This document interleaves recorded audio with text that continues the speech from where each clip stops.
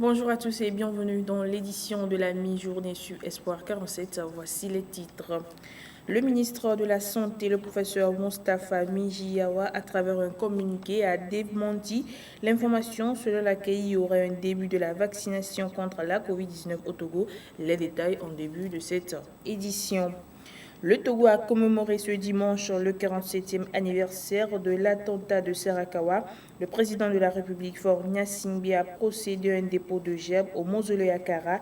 Les détails dans ce journal avec notre correspondant à Kara, Yves Aguemont. Et puis hors de nos frontières en France, le scénario d'un nouveau confinement se précise dans le pays. Ce confinement pourrait être mis en place si les effets du couvre-feu ne sont pas suffisants. Merci de nous choisir pour vous informer. L'avènement du vaccin contre la COVID-19 a fait naître des rumeurs folles les unes que les autres.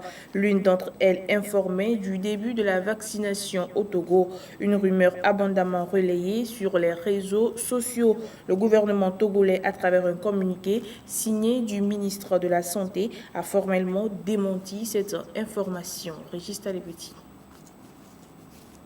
Le Togo, tout comme les autres pays, se prépare à introduire ce vaccin dans les prochaines semaines. Les modalités de la période de cette vaccination feront l'objet d'une communication officielle. C'est en substance le communiqué signé du ministre en charge de la Santé, le professeur Moustapha Mijiyawa, ce samedi. Cette sortie fait suite à certaines informations relayées sur les réseaux sociaux et faisant état du début d'une campagne de vaccination contre la COVID-19 au Togo, et d'autres remettant en cause l'efficacité de ce vaccin déjà administré dans beaucoup de pays à travers le monde. Il faut dire que le gouvernement togolais a promis des vaccins dans les tout prochains jours avec l'initiative COVAX, une initiative qui prône la mise à disposition des États les moins nantis des doses de vaccins. Le Togo très tôt a pris le taureau par les cornes en créant dès l'apparition de la maladie un fonds de solidarité de 400 milliards de francs CFA. À ce jour, 113 milliards 145 millions 464 839 francs CFA ont été collectés. Cette proactivité du gouvernement togolais lui a permis d'anticiper les effets néfastes de cette pandémie au Togo et devrait également lui permettre d'introduire dans les plus brefs délais un vaccin. Il convient de rappeler que le Togo, dans le cadre de son combat contre la COVID-19, a adopté un plan de riposte baptisé les 3 R, entendu riposte, résilience et relance. Il s'agit spécifiquement de lutter contre la propagation, ce qui est contenu dans la riposte sanitaire, maintenir l'activité économique à un niveau acceptable et renforcer la résilience du secteur privé qui est englobé dans la résilience et enfin redynamiser l'activité économique qui autre fait partie de la relance. Le Togo commémorait ce dimanche 24 janvier 2021 le 47e anniversaire de l'attentat de Sarakawa. Cette année, la cérémonie s'est déroulée dans une sobriété totale. La pandémie du coronavirus oblige. La cérémonie a été présidée par le chef de l'État qui a fait le déplacement. Nous retrouvons Yves Aguemont, notre correspondant à Kara, pour le compte rendu.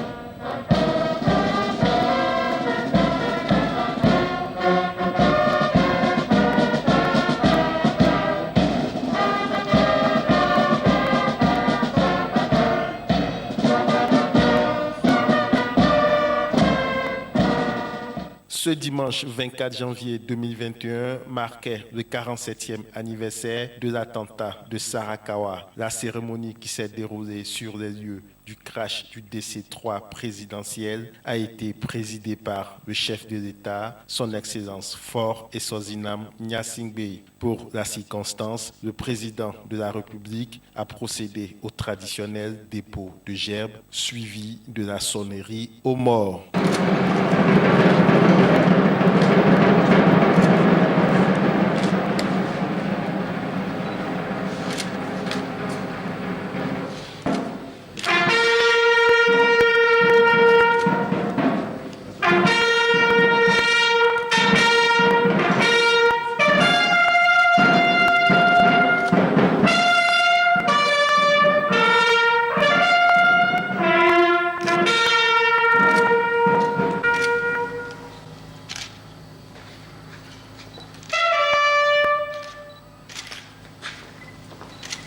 Le message du père de la nation, le général Feu Gnassingbé Eyadema, au soir de cet accident, a également été passé en revue. Mes chers compatriotes, militantes et militants du Rassemblement du peuple togolais, vous avez appris la triste nouvelle de l'accident de l'avion à bord duquel je me trouvais. Grâce à Dieu, je suis heureux de vous annoncer que je suis encore en vie, mais légèrement blessé. Malheureusement, nous déplorons 4 morts et nous nous inclinons devant leurs dépouilles mortelles et présentons nos sincères condoléances aux familles éplorées. Togolaises, Togolais, un coup isolé n'arrête jamais le combat. Quelles que soient les circonstances, et quoi qu'il m'arrive, vous continuerez la bataille que nous avons entreprise ensemble pour notre indépendance économique. Vive le Togo! L'autre instant de cette cérémonie a été la rediffusion du témoignage du général Feu Ameyi qui était présent le 24 janvier 1974.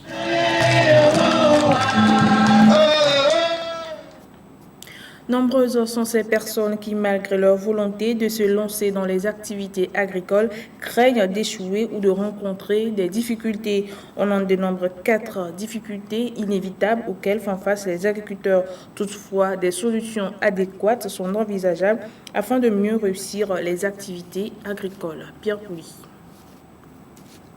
La solution n'est pas d'éviter les 4 difficultés auxquelles l'on fait face en agriculture et en élevage. Il est plutôt question de savoir comment faire face à ces 4 obstacles. La première difficulté à laquelle vous allez faire face si vous êtes agriculteur, ce sera l'accès aux semences. Tous ceux qui sont agriculteurs vont vous dire que c'est un problème réel.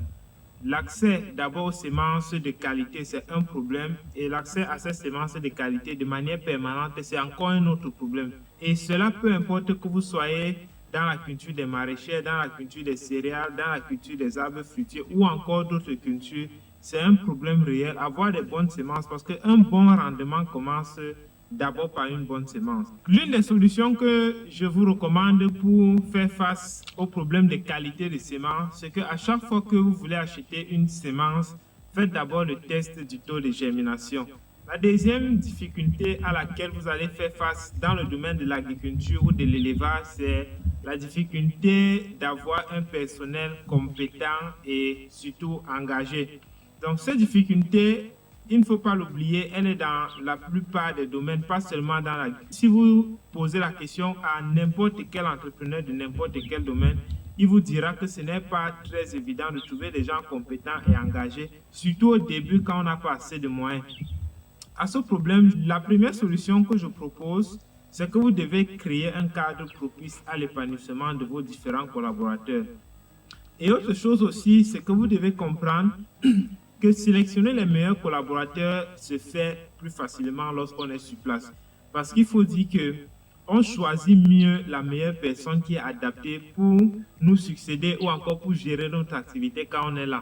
Parce que si vous avez 10 collaborateurs et que vous êtes avec eux au quotidien et constamment, vous pourrez, en regardant leur qualité de travail, essayer de définir qui est compétent, qui n'est pas compétent, qui est engagé, qui n'est pas engagé, qui a la capacité de facilement apprendre. Et au fur et à mesure, vous pouvez choisir des gens.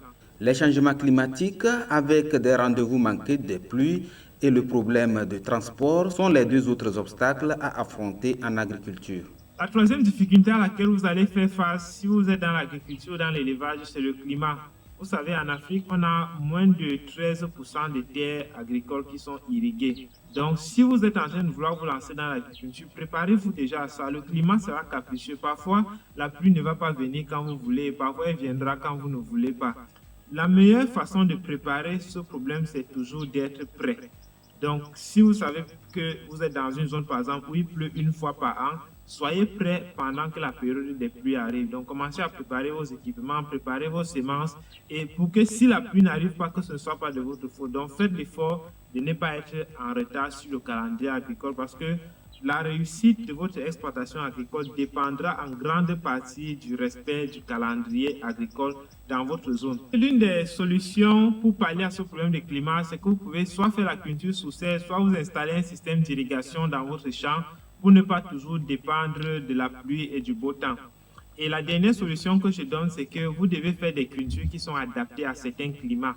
Donc, ne faites pas ce que j'appelle les cultures exceptionnelles. Donc, vous savez qu'une culture ne produit pas bien dans une zone, mais vous vous efforcez quand même à aller faire cette culture dans cette zone-là. La dernière difficulté, si vous êtes en Afrique, tout le monde connaît cette difficulté, ce sera la difficulté de transport. Tous savent que si vous êtes dans l'agriculture, on ne fait pas l'agriculture en ville, et à 95%, votre parcelle agricole ou votre ferme d'élevage sera dans une route qui est non goudronnée, enclavée, et vous allez faire face aux problèmes de transport. C'est inévitable. Donc, si vous voulez vous lancer dans l'agriculture, préparez-vous déjà psychologiquement à cela. Donc, si vous voulez acheter une voiture pour votre champ ici, n'achetez pas les voitures très basses, achetez les voitures qui ont une certaine hauteur parce que vous en aurez besoin. La première solution, c'est que je ne transporte les choses que quand la route est sèche. Ne vous hasardez pas quand il a plu de faire entrer les marchandises parce qu'on sait tous que la route est mauvaise, donc ça ne surprend personne. Donc ne prenez pas le risque de jouer au super-héros. S'il a plu, attendez que la route sèche avant que vous faites entrer votre matériel. Et si vous êtes comme moi qui n'avez pas encore beaucoup de moyens pour avoir un gros camion de transport, si vous avez pris un transporteur pour porter votre marchandise, soyez honnête de leur dire il a plu, n'entrez pas au champ maintenant, ou bien il n'a pas plu, vous pouvez entrer au champ. Parce qu'un camionneur qui vient porter votre marchandise et en sortant ou en entrant, il s'embourbe quelque part et il paie une demi-journée, une journée. La prochaine fois quand vous allez l'appeler, même si c'est que la route est bonne, il n'aura pas beaucoup de volonté de venir dans votre exploitation agricole. L'agriculture n'est pas le seul secteur d'activité où l'on se heurte à certaines difficultés. Que ce soit sur le plan financier ou technique, des difficultés sont à relever dans le domaine entrepreneurial. Au Togo, l'Institut togolais des recherches agronomiques ITRA et l'Institut de conseil et d'appui technique ICAT sont toujours à proximité des agriculteurs pour les aider à surmonter leurs difficultés. Le Collège des délégués et les membres du Bureau national du syndicat des enseignants du Togo ont appelé les enseignants à observer une grève de 72 heures à compter de ce lundi 25 janvier au mercredi 27 janvier 2021. Ceci pour exiger la libération immédiate et sans condition de leurs camarades qui avaient été arrêtés. Une information qui a obligé le ministre en charge de l'Éducation et celui de la fonction publique à faire des sorties. Enina Mayam. Suite à l'interpellation de certains membres du syndicat des enseignants du Togo la semaine dernière, le Collège des délégués et les membres du Bureau national du dit syndicat ont appelé les enseignants à observer un sit-in dans leurs différents établissements le vendredi 22 janvier 2021 de 7h à 10h sans une quelconque activité pédagogique. Demandez aux membres du Bureau national, dont les menaces d'arrestation pèsent sur eux, de ne pas se rendre à leur poste tant que cette menace n'est pas levée. Et à compter de ce lundi 25 janvier 2021, les enseignants doivent également observer une grève de 72 heures jusqu'à mercredi 27 janvier pour exiger la libération immédiate et sans condition de leurs camarades. Réagissant à ce climat de perturbation des activités pédagogiques qui plane sur le secteur éducatif togolais, le ministre des Enseignements primaires, secondaires, techniques et de l'artisanat et le ministre de la fonction publique, du travail et du dialogue social ont fait une sortie remettant en cause la légalité de la grève. Ceux-ci ont rappelé la mise en place des mécanismes censés régler tous les malentendus, en l'occurrence le comité de suivi et d'évaluation dans la mission est de favoriser la poursuite du dialogue et la concertation entre les acteurs du système éducatif et les autorités pour un climat plus apaisé dans le monde éducatif. Ils n'ont pas manqué de rappeler les étapes à suivre pour le déclenchement d'une grève, notamment la saisine du comité de conciliation, et d'arbitrage par le comité de suivi conformément au protocole d'accord signé par les parties prenantes. Les ministres ont par la même occasion mis en garde d'éventuels grévistes qui encourent des sanctions prévues par la loi en cas du respect du mot d'ordre. Pour rappel, les membres du syndicat des enseignants du Togo 7, arrêtés mercredi 20 janvier dernier, ont été libérés et placés sous contrôle judiciaire. L'actualité hors de nos frontières à présent, l'Éthiopie accuse l'Égypte de déstabilisation. Selon une déclaration d'un haut fonctionnaire du ministère éthiopien, les efforts du Premier ministre Abiy Ahmed depuis sa prise de fonction en 2018 sont instigés par l'Égypte d'Abdel Fattah al-Sisi. Les détails. L'Égypte a intensifié ses efforts de déstabilisation contre l'Éthiopie et la région instable de la Corne de l'Afrique.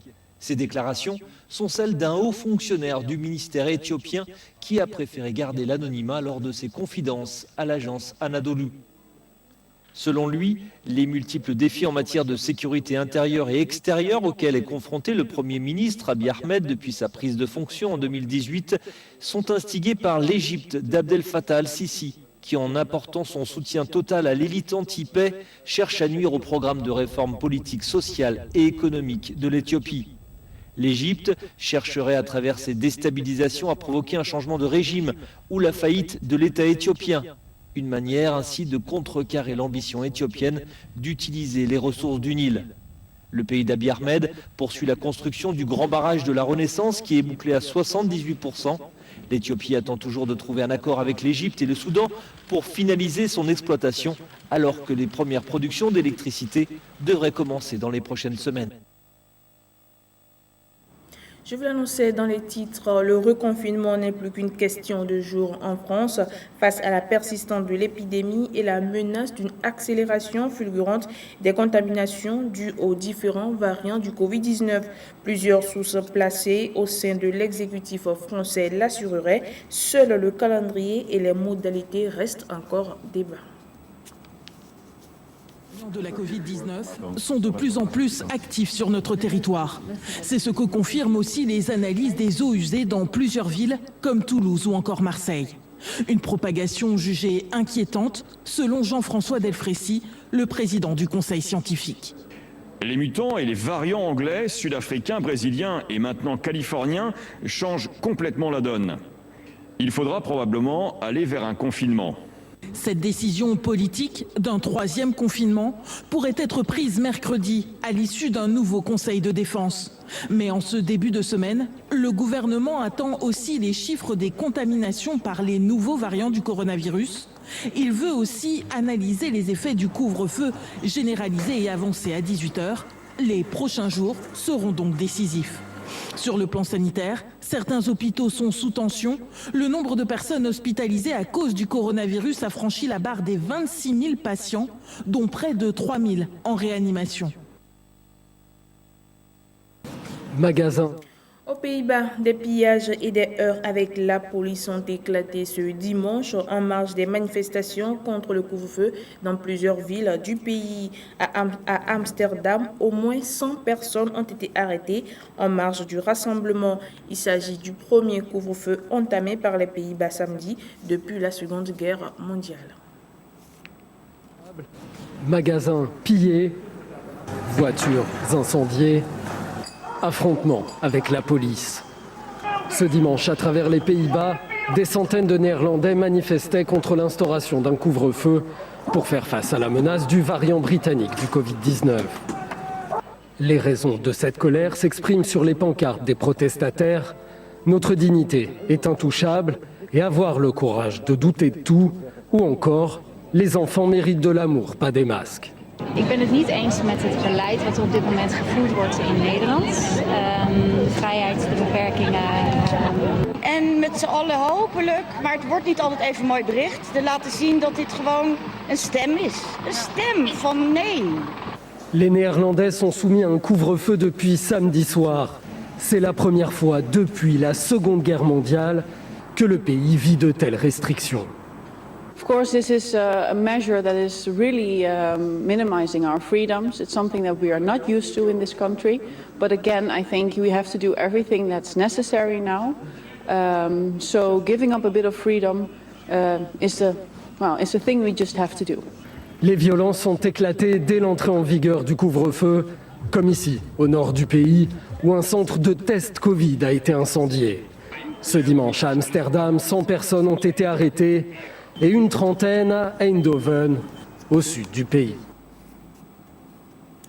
Un procès historique s'ouvre ce lundi devant le tribunal judiciaire d'Evry. Tonga, une franco-vietnamienne de 78 ans, attaque 14 géants de l'industrie agrochimique, parmi lesquels Bayer Monsanto, responsable de la production d'un puissant herbicide, l'agent orange. Cet herbicide a été répandu pendant 10 ans par l'armée américaine sur le centre et le sud du Vietnam pendant la guerre. C'est le combat de sa vie. Tran Tonga y travaille depuis des années. Pour comprendre, il faut remonter à la guerre du Vietnam. La jeune fille, née dans une famille aisée, s'est engagée du côté des Viet Minh, la guérilla communiste du Nord, combattue par les États-Unis, alliés au Sud. 46 millions de litres d'agent orange sont déversés du ciel en 10 ans. Jusqu'à 5 millions de personnes ont été directement exposées. Tran Tonga en fait partie, ses enfants aussi. Elle le raconte en 2016 chez nos confrères de France 5. J'ai mis au monde ma fille qui est morte. Alors, je culpabilisais.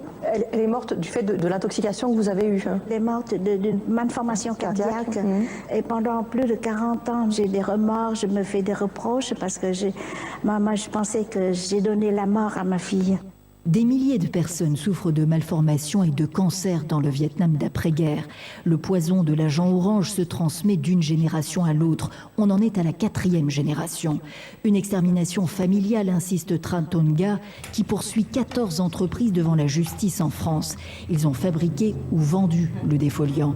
Parmi eux, l'américain Dow Chemical et Monsanto, rachetés par l'allemand Bayer en 2018. Le seul responsable, c'est le gouvernement américain pour Bayer. Mais pour la plaignante et ses conseils, l'État américain a été dupé par les firmes sur la toxicité du produit. Tran Tonga ou David contre Goliath, un procès historique au civil où tout repose sur la charge de la preuve, avec l'espoir de faire reconnaître le crime d'écocide. Pour clore cette édition, les éperviers locaux se préparent pour leur dernière sortie de poule ce mardi à Lembe face au Rwanda. Les protégés d'Abalo-Dossé continuent de peaufiner les derniers réglages en vue de cette rencontre décisive pour le tour suivant. Match de confirmation des éperviers locaux ce mardi après la probante victoire le 22 janvier face à l'Ouganda. L'équation est simple pour le capitaine Nyama Kati et ses collègues, vaincre le Rwanda pour passer au second tour du championnat d'Afrique des Nations. Ce sont donc des éperviers locaux très motivés qui sont arrivés à Limbe depuis dimanche pour mieux préparer cette rencontre, ce qui s'est d'ailleurs constaté à la séance d'entraînement.